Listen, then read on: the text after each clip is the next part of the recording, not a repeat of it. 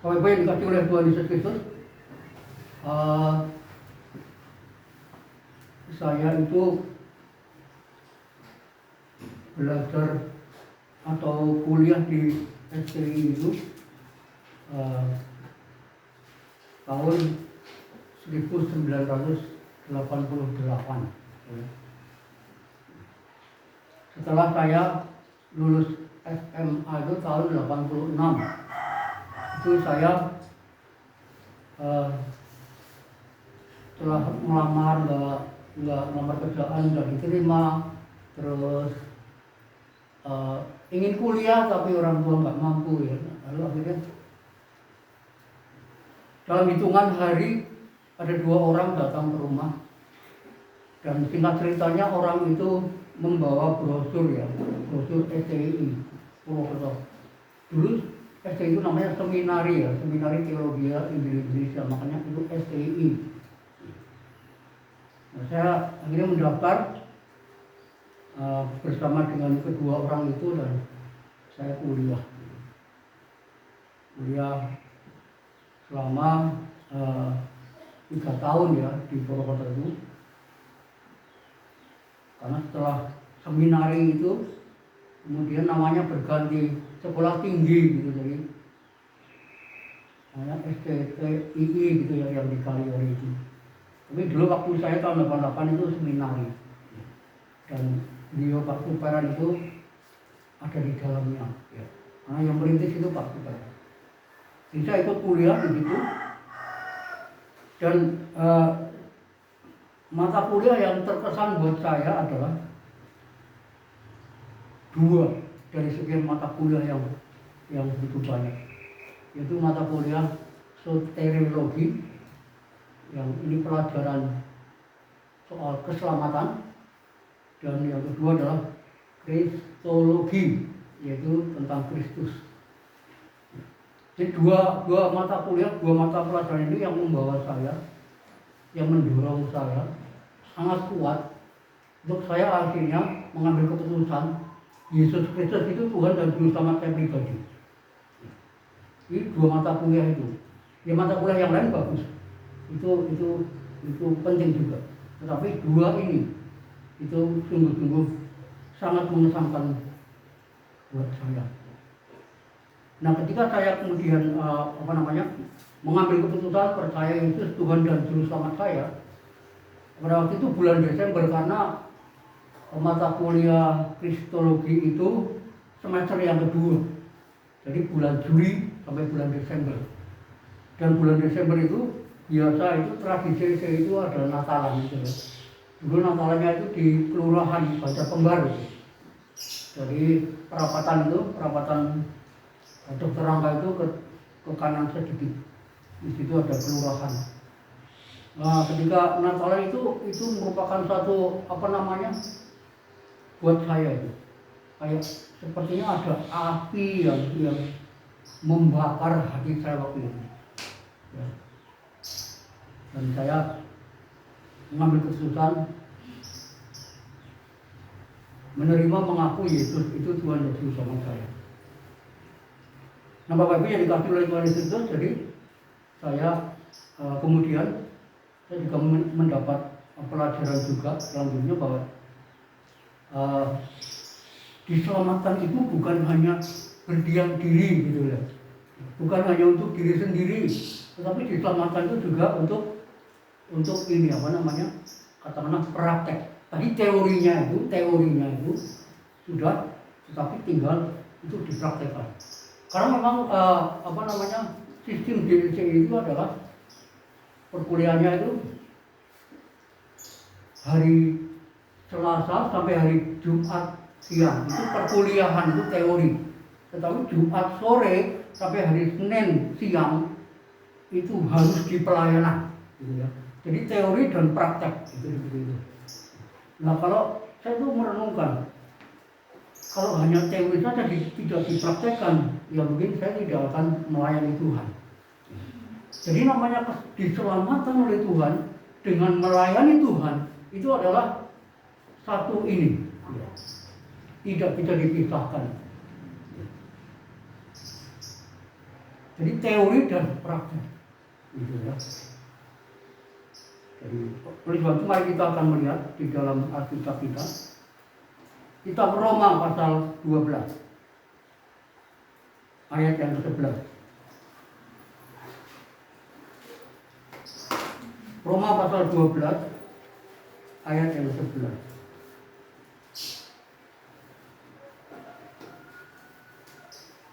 Satu ayat saja Bapak Ibu. Mari kita akan membaca bersama-sama dan bersuara dengan keras. Roma pasal 12 ayat 11.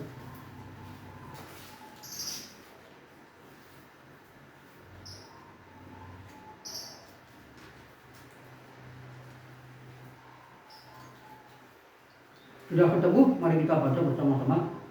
1, 2, 3. Janganlah hendaknya kerajinanmu kendor. Biarlah rohmu menyala-nyala dan melayanilah Tuhan. Jadi itu Bapak Ibu.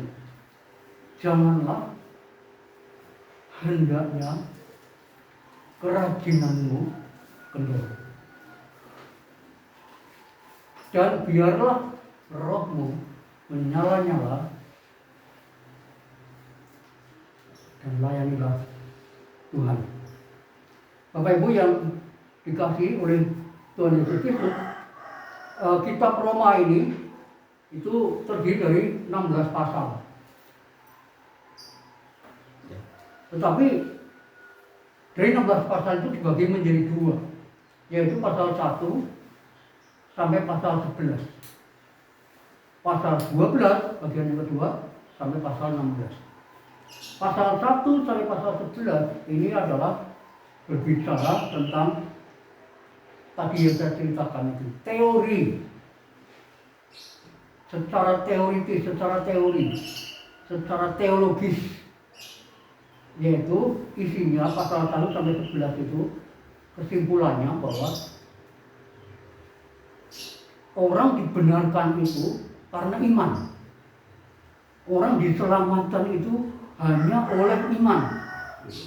Ya, pasal 1 dan pasal 11.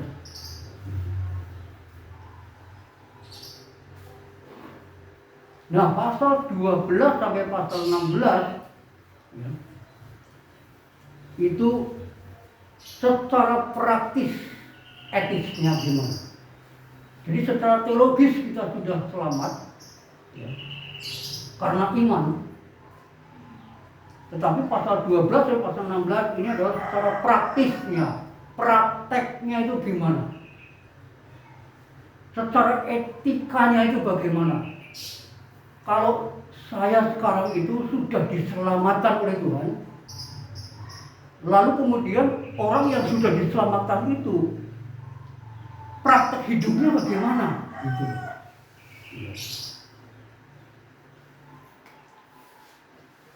Bapak Ibu dan saya itu diselamatkan itu oleh karena pekerjaan Roh Kudus. Saya pernah dulu kemarin yang menyampaikan firman Tuhan tentang Roh Kudus itu. Dan Roh Kudus itu roh yang sangat berkuasa, sampai bisa membawa Bapak Ibu dan saya itu hidupnya Kristus. Bapak Ibu dan saya itu sekarang hidup karena Roh Kudus yang membawa kepada Bapak Ibu hidupnya Yesus di dalam diri kita. Jadi tanpa Roh Kudus Bapak Ibu tidak mungkin saya akan mengambil keputusan, oh ya Yesus Kristus Tuhan dan Juru Selamatku. Dan saat itu juga hidup Yesus itu ya, dibawa oleh Roh Kudus kepada saya dan saya itu menjadi hidup. Nah, karena Roh Kudus itu ada di dalam saya, dan tubuh kita itu menjadi altar kemuliaannya, tubuh kita ini menjadi bait Roh Kudus ya. Dan mesti Roh Kudus itu bekerja di situ secara leluasa, sehingga akan membantu kita 100% membantu kita untuk kita bisa secara praktis dan etis ya, sebagai respon tanggapan dari keselamatan yang sudah kita terima. Ini kitab Roma. Jadi artinya begini, Bapak Ibu sudah diselamatkan. Lalu kelakuannya pun juga harus berubah gitu. Kelakuannya harus berubah. Bapak Ibu sudah diselamatkan, itu bukan lepas tanggung jawab. Ada tanggung jawab di pundak kita. Nah, salah satunya adalah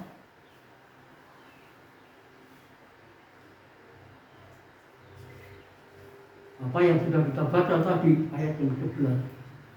Jadi ini satu perikop ini atau 4 pasal ini, pasal 12-16 ini adalah suatu praktisnya, etisnya kita orang yang sudah diselamatkan.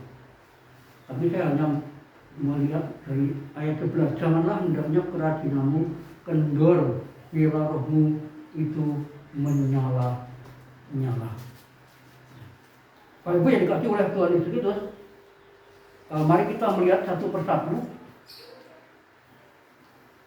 Janganlah hendaknya kerajinanmu itu kendor. Jadi orang yang sudah diselamatkan oleh Tuhan dulu itu tidak tahu bagaimana nasib saya, tetapi tahu-tahu dan Tuhan sudah mati di kayu salib sebelumnya. Dan kemudian kita mendengar Injil. Kalau Bapak Ibu percaya itu karena Injil, karena mendengar Injil, atau kalau tidak melalui Injil, melalui apa? Itu tidak menjadi masalah. Tetapi yang jelas, orang yang sudah diselamatkan oleh Tuhan itu sukacita, semangat, sukacita. Ya. Sampai dikatakan dalam kalimat yang berikutnya, biarlah rohmu itu menyala-nyala. Jadi artinya orang yang percaya diselamatkan oleh Tuhan itu hatinya itu berkobar-kobar, menyala-nyala, sukacitanya luar biasa Bapak. Orang yang diselamatkan itu dingrak-dingrak itu, ya. Sukacitanya luar biasa. Karena seharusnya kita itu divonis mati, dihukum, dimasukkan ke dalam dapur api yang menyala-nyala, itu kekal, tidak ada habisnya. Tetapi Bapak Ibu itu divonis selamat karena Kristus. Itu ya, semangatnya luar biasa. Jadi janganlah hendaknya kerajinanmu kendor. Ini perintah, ya. Perintah supaya kerajinan kita itu kendor, tidak kendor. Jadi dikatakan di sini, janganlah hendaknya kerajinanmu kendor. Jadi saya melihat kerajinan. Kerajinan ini kata dasarnya adalah rajin. Rajin. Jadi orang yang percaya kepada Yesus, orang yang sudah diselamatkan Yesus itu kan ciptaan baru itu ya, manusia baru. Yang lama sudah berlalu. Ya. Mungkin yang dulu itu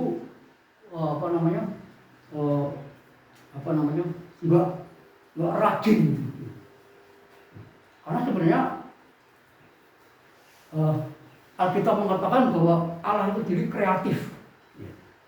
Roh Kudus juga roh yang kreatif. Jadi kalau Roh Kudus ada di dalam hati kita masih itu semangat, kreatif, gitu.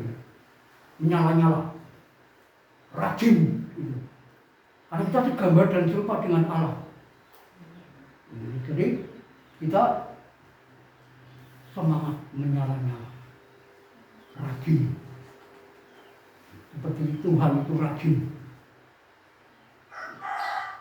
Jadi jangan kendor. Kebalikan rajin itu apa? Malas. Dalam Amsal pasal 18 ayat 9. Malas itu adalah merusak malas itu merusak. Janganlah hendaknya kerajinanmu kendor. Jadi mari kita jangan mengendor, Bapak Ibu. Tapi sebenarnya kita menjaga kerajinan kita itu tidak kendor. Saya teringat dengan kisah Kaleb dan Yosua. Kaleb dan Yosua itu waktu itu orang itu luar biasa. Dua pengintai yang luar biasa dan sukses. Orangnya semangat, orangnya berapi-api. Sampai kemudian dia masuk ke tanah Kanaan mendapat tanah pusaka itu. Dia bilang umurnya 85 waktu itu. Saya ini semangatnya masih kayak umur 45 tahun. Pada waktu saya itu bersama dengan Musa mengintai tanah Kanaan itu. Gak kendor, Bapak Ibu. Semangatnya itu gak kendor. Kerajinannya itu gak kendor. Dan dalam kitab Bilangan juga dikatakan Kaleb dan Yosua ini adalah orang yang jiwanya lain dengan orang lain. Jadi jiwanya itu, hatinya itu berbeda dengan orang lain. Maka dari Kaleb dan Yosua bilang, tidak, kita tetap masuk ke Kanaan. Tapi pengintai yang 10, enggak, mundur saja. Karena itu raksasa-raksasa itu, nanti kita ditahan. Nah itu baru. Jadi kerajinannya itu tidak kendor. Sebagai orang Kristen, kerajinannya tidak kendor. Doanya tidak kendor. Dari awal percaya sampai sekarang. Membaca firman Tuhan tidak kendor. Renungannya tidak kendor. Ibadahnya tidak kendor. Persekutuannya tidak kendor. Pokoknya tidak mengalami kendor. Janganlah hendaknya kerajinanmu itu kendor.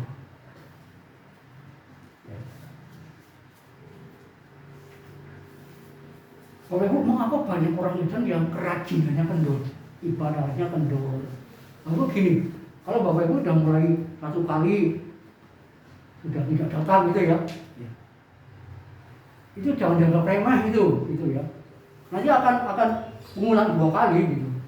Kalau 2 kali nanti akan terus gitu. Jadi Ibrani pasal 10 ayat 25 itu dari kebiasaan, kebiasaan. Ini kalau ibadahnya kendor, belum yang lainnya baru. Jadi mari kita jangan membiasakan apa yang seharusnya kita lakukan, yaitu kita lakukan. Memang ibadah itu tidak wajib, Bapak Ibu, bukan kewajiban. Nggak ada di Alkitab ibadah itu kewajiban, nggak ada. Ibadah itu anugerah, Bapak Ibu. Dalam Kisah pasal 2 ayat 2 dan 3 bisa dikatakan bahwa itu ada angin, lalu kemudian ada lidah api di situ. Itu ada angin dan ada api. Itu pada hari Pentakosta. Lalu lidah api dan angin ini berpadu menjadi satu. Itu apinya kayak apa? Itu apinya berkobar-kobar. Dan anginnya itu angin yang tidak, yang kedengarannya itu tidak menakutkan, angin itu. Jadi angin itu mengipasi api, sehingga api itu terus berkobar-kobar. Jadi sesungguhnya peristiwa Pentakosta itu adalah merupakan acuan daripada pekerjaan Roh Kudus dalam diri orang percaya. Jadi apinya itu sungguh-sungguh berkobar-kobar. Apinya itu sungguh-sungguh menyala-nyala dan itu menjadi ciri, menjadi corak gereja perjanjian baru. Gereja perjanjian baru itu adalah coraknya menyala-nyala, coraknya berapi-api. Bapak Ibu pernah dengar khotbahnya Pak Stephen Tong? Khotbahnya kayak apa? Padahal orangnya sakit-sakitan. orang sudah tua, tapi semangatnya luar biasa. Kalau itu api coba itu, api. Dan kita jangan mau kalah. Jadi api dari Roh Kudus itu sesungguhnya yang membuat kita itu menjadi bersemangat dan menjadi rajin. 1 Tesalonika 5 ayat 19 dikatakan, Paulus berkata, jangan padamkan roh di situ. Nah, apa yang sebenarnya bisa membuat roh itu padam sih? Apa yang membuat kerajinan itu kendor sih? Yang membuat itu adalah karena kehendak bebas, free will. Ya. Banyak orang Kristen mengambil kehendak bebas. Itu memang hak. Tuhan memberikan hak itu kepada orang Kristen. Kehendak bebas. Kehendak Allah ibadah. Tapi tidak mengambil hak kehendak Allah, tapi kehendak sendiri. Ya. Mungkin mancing gitu ya. Itu kan gitu. Jadi, kenapa kendor? Karena kehendak bebas yang diambil. Ya. Mari Bapak Ibu, kalau ibadahnya jam 8, dia jam 8 gitu. Jam 8, jangan kendor.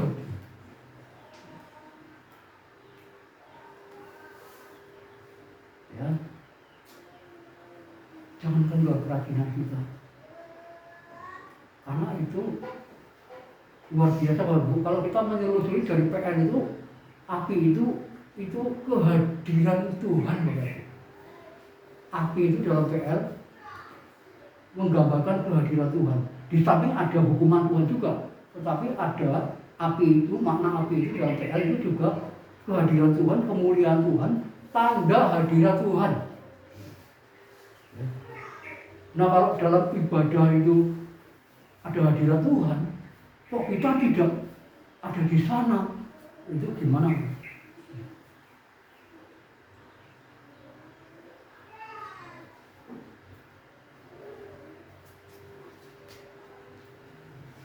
Bapak yang dikasih oleh Tuhan Yesus Kristus, jadi corak gereja perjanjian baru itu adalah semangat berapi-api, tidak kendor, kerajinannya itu tidak kendor.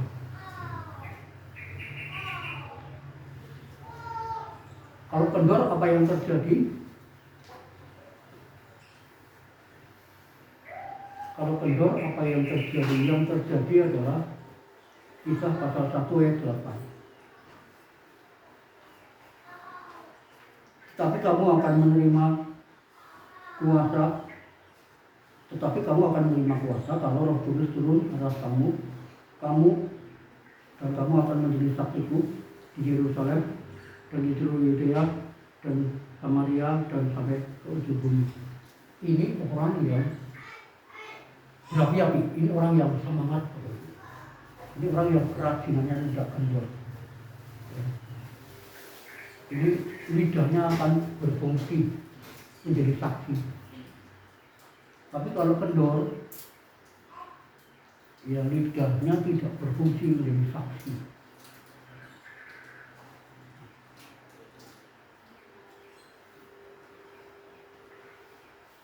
Bapak yang dikasih oleh Tuhan begitu, corak gereja perjanjian baru adalah menyala-nyala.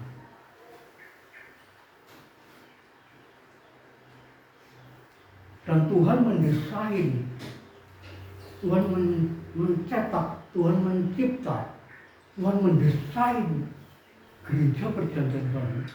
Tuhan mendesain gereja, Tuhan mendesain jemaat itu adalah menyala-nyala. Itu desain dari Tuhan, dicetak oleh Tuhan. Gereja itu semangat karena apa? Api Roh Kudus itu yang menyala-nyala.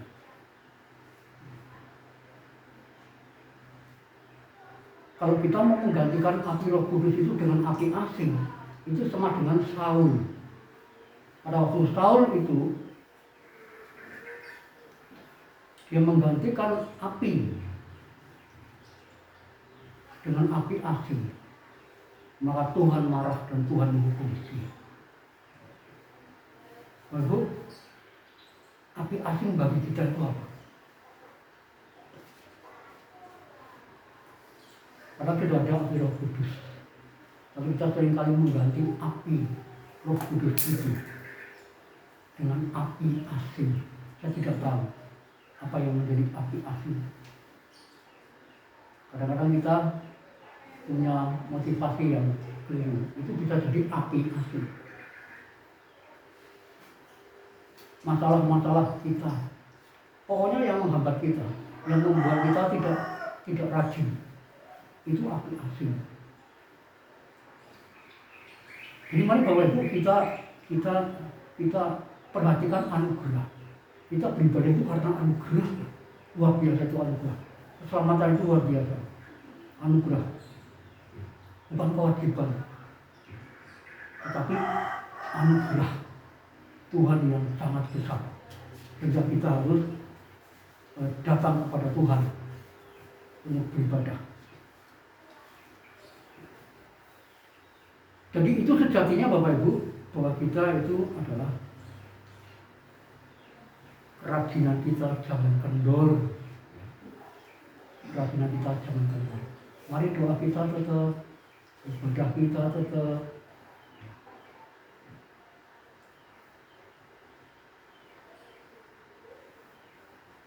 Lalu yang kedua, biarlah rohmu menyala-nyala.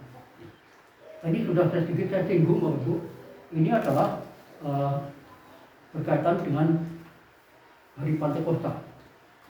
Kisah 2 pasal 1 sampai ayat berapa itu. Bapak Ibu, dalam hari Pentakosta pada waktu itu di kota Yerusalem.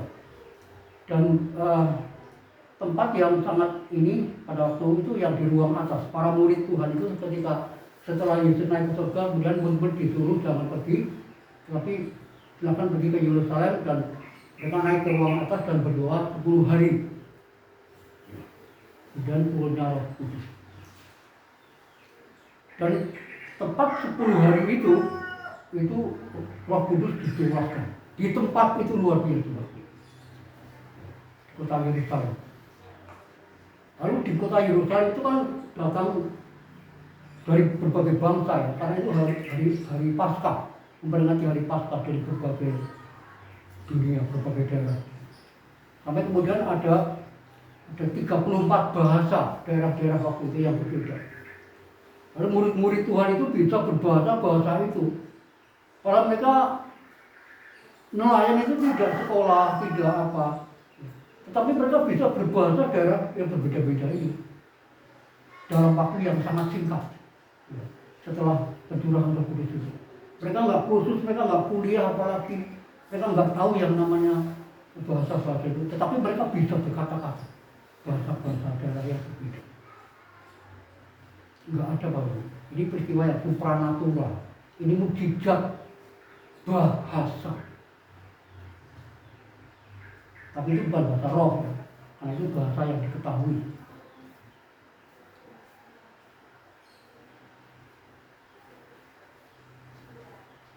Lalu kemudian rohnya menyala-nyala, karena api Roh Kudus itu. Nah, kata menyala-nyala ini adalah memiliki arti mendidih, umum. Jadi air itu kalau direbus itu mendidih, itu menyala-nyala, panas. Gitu. Jadi nggak ada kaitannya dengan suam-suam kuku. Kebalikannya suam-suam kuku, dingin. Jadi biarlah rohmu menyala-nyala. Jadi rohnya menyala-nyala. Roh kita itu menyala-nyala karena ada Roh Kudus. Roh Kudus yang mengurapi pada waktu itu. Dan Tuhan berkata di dalam Yeskiel pasal 36 ayat 26 kepada Israel melalui Yeskiel, bahwa Aku akan memberikan hati dan roh yang baru kepadamu. Roh yang baru. Dan saya akan membuang hati yang keras. Roh yang baru, hati yang baru menggantikan hati yang keras. Saya melihat itu ketika membaca ayat itu. Jadi hati yang keras dulu itu sudah diam oleh Tuhan. Jadi nggak ada lagi sebenarnya hati yang keras dalam hati orang Israel, dalam hati kita juga. 2 Korintus 5 itu 17. Ya. Yang lama sudah berlalu, yang keras itu sudah berlalu. Yang baru itu sudah datang. Roh dan hati yang baru itu sudah datang. Karena kita manusia baru. Nah, kenapa banyak orang Kristen yang rohnya padam? Rohnya tidak menyala-nyala lagi.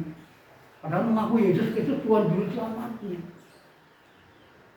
Karena rohnya itu ditindas oleh jiwanya. Jiwa itu terdiri dari pikiran, perasaan, dan kehendak atau kemauan. Baru sejatinya seharusnya roh itu menggembalakan jiwa dan tubuh kita. Jadi segala sesuatu yang kita lakukan di dalam hidup kita itu sesungguhnya digembalakan, disetir, didrive oleh roh. Karena roh itu adalah roh yang berhubungan dengan Tuhan. Dan roh kita itu sudah hidup dan baru. Bukan roh yang lama. Bukan hati yang lama. Nah, kenapa banyak orang Kristen itu sering marah, sering bersungut-sungut, sering mengeluh, sering mengambil keputusan yang keliru berdasarkan emosi, pikiran, dan kemauannya sendiri. Itu apa?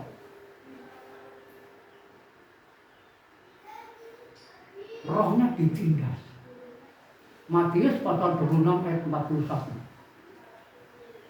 Daging lemah, roh penuh. Jadi ayat ini dibalik Bapak Ibu. Roh lemah, daging nurut. Gitu. Banyak yang membalik ayat ini. Harusnya itu roh itu menurut. Menurut dengan Tuhan, menurut dengan firman Tuhan. Bukan dagingnya. Nah, banyak orang Kristen itu dagingnya yang dikedepankan dan menindas rohnya. Sehingga nggak nurut lagi sama Tuhan. Sehingga keras hatinya. Susah diatur. Susah mendengar. Susah dinasehati. Isinya tersinggung, isinya marah. Karena itu masih lama ini di situ. Jadi mari Bapak Ibu, roh yang baru dan hati yang baru itu, mari kita minta sama Tuhan lagi. Jangan izinkan hati dan roh yang lama menguasai kita lagi Bapak Ibu. Wah, itu indah sekali itu. Kalau kita mau seperti itu, ya mungkin kita akan suka kita tidak mengeluh. Gak punya uang, gak punya beras, tidak mengeluh. Tapi ada orang yang pensiunan, rumahnya 3, mobilnya 3, ada duit mengeluh. Karena apa? Itu jiwanya yang mengeluh. Kalau orang hidup di dalam roh, apapun kondisinya gak akan mengeluh. Gak akan mengeluh. Ya mungkin gak selalu mengeluh lah, mungkin ya itu. Tapi beda orang yang hidupnya dipimpin oleh jiwa, oleh kedagingan, dan juga dengan roh itu berbeda. Berbeda. Jadi mari Bapak Ibu, biarlah rohmu itu menyala-nyala. Dan kalau rohmu itu menyala-nyala, ya kalimat yang ketiga, dan layanilah Tuhan. Ini 3 kalimat ini berkaitan Bapak Ibu. Jadi janganlah hendaknya kerajinan kendor. Jadi kerajinan itu tidak kendor. Kenapa? Karena rohnya itu menyala-nyala, mendidih terus. Nah, roh yang menyala-nyala itu untuk apa? Untuk melayani Tuhan, Bapak Ibu. Tadi awalnya saya sudah cerita, ketika saya percaya Yesus, itu Roh Kudus itu sudah di sini. Itu api Roh Kudus itu sudah di sini, Bapak Ibu. Diselamatkan. Lalu kemudian dalam proses selanjutnya berkobar-kobar. Renungan, saat teduh, setia ibadah, takut akan Tuhan, terus disiplin rohani. Itu semakin menyala-nyala, Bapak Ibu. Lalu melayani Tuhan. Puncaknya itu melayani Tuhan. Bukan melayani manusia. Jadi begini Bapak Ibu, melayani Tuhan begini. Kalau seperti Bapak Ibu di rumah, misalkan. Itu tidak hanya di gereja, di rumah pun juga melayani Tuhan. Yang saya pelajari, misalkan saya menyapu di rumah. Jangan, olah aku nyapu gitu. Kudu luar mau adol gitu ya. Oh, itu nggak boleh, Pak. Walaupun laki-laki menyapu, walaupun ini sepertinya tugasnya ibu-ibu, tapi firman Tuhan mengatakan, hendaklah apa yang kamu katakan, apa yang kamu lakukan itu bukan untuk manusia, tetapi seperti untuk Tuhan. Itu. Nah, ketika saya menyapu itu berarti saya sedang melayani Tuhan, karena saya melakukannya untuk Tuhan. Gitu. Dan semua perkara-perkara yang kita lakukan, makanya saya itu sering kalau seperti burupi, ayo antar sana, oh ayo antar. Saya bukan sekedar melayani istri, menolong istri, tetapi saya melayani Tuhan. Belum lagi pelayanan di gereja gitu Bapak. Jadi pelayanan itu luas Bapak, bukan hanya di gereja, tapi juga di rumah. Ya. Sebaliknya kalau kita bersungut-sungut, melakukan bersungut-sungut, Tuhan kayak apa melihatnya ya? Kita melakukannya dengan bersungut-sungut. Ya padahal itu kan untuk aku, kenapa kamu kok bersungut-sungut gitu?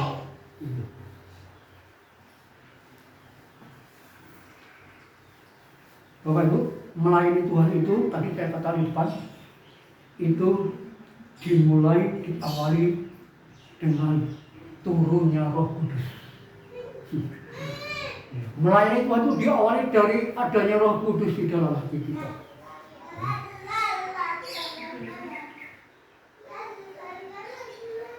Kalau tidak ada Roh Kudus, ya tidak bisa.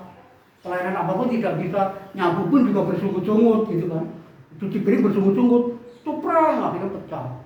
Ya karena ngasai dengan marah gitu ya. Layanilah Tuhan Bapak Ibu. Layanilah Tuhan. Di gereja mari kita pelayanan dengan sungguh-sungguh karena Tuhan yang kita layani, bukan manusia. Tapi kita melayani Tuhan. Ya itu juga sama saja dengan melayani manusia, tapi itu sesungguhnya kita melayani Tuhan. Hujan panas apapun, ayo. Karena ini melayani Tuhan. Berkobar-kobar. Jangan sampai kita karena hujan lalu kemudian, waduh, akhirnya apinya luntur, apinya mati kan, kesiram oleh air hujan. Jadi Bapak, siapa diri kita sesungguhnya Bapak Ibu? Menurut firman Tuhan, diri kita itu adalah, mari kita orang yang rajin. Jangan kendor kerajinan kita. Jangan tetaplah menyala-nyala roh kita. Dan kita tetap melayani Tuhan. Di rumah, dimanapun, di gereja, kita melayani Tuhan. Melayani Tuhan itu sudah berhadapan dengan manusia. Menolong orang itu melayani Tuhan. Karena kita melakukannya seperti untuk Tuhan, bukan untuk manusia. Jadi kalau kita menolong orang itu orang lain dia senang, itu Tuhan juga senang. Itu melayani Tuhan.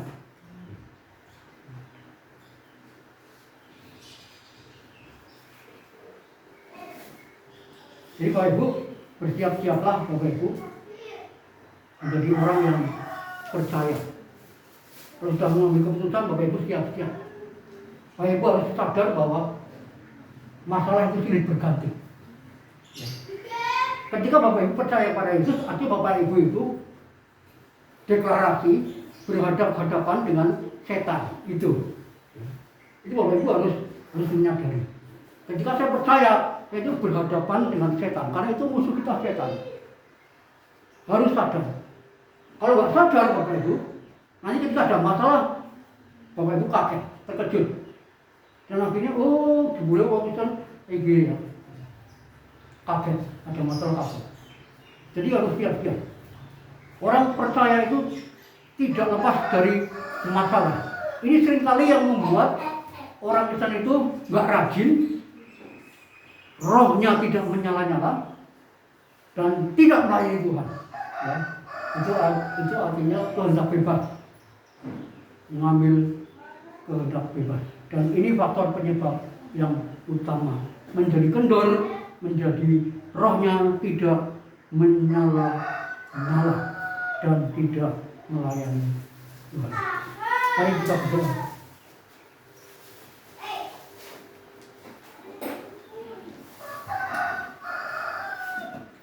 Bapak Ibu,